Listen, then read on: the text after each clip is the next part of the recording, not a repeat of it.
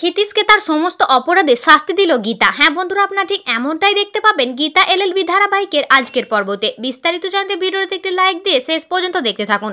ব্রজবালা বাড়িতে এলে গৃহিণী ব্রজবালা মুখার্জিকে বলে, ঠাম্মি আবার কার বিরুদ্ধে গিয়ে কোর্টে দাঁড়িয়েছে? নিজের ছেলের বিরুদ্ধে? সেখানে ছেলের বিরুদ্ধে লড়াই করে লোক হাসিয়ে আপনার লজ্জা করবে না?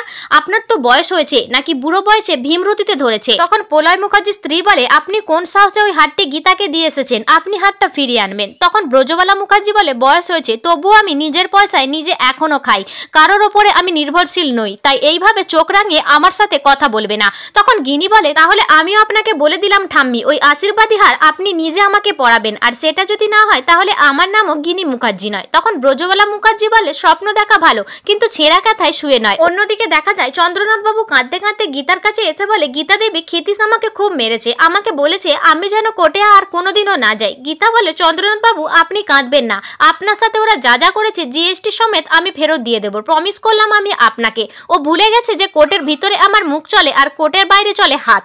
অন্যদিকে ক্ষিতীশ বাবু তার প্রেমিকাকে নিয়ে রোম্যান্স করতে থাকে, তখন সেখানে গীতা পৌঁছে যায়। গীতাকে দেখে ক্ষিতীশ বাবু অবাক হয়ে বলে, অ্যাডভোকেট গীতা আপনি? গীতা বলে, হ্যাঁ, শিব ঠাকুরের আপন দেশে আইন কানুন সর্বনেশে, সেটা তো চলতে পারে না মামুনি।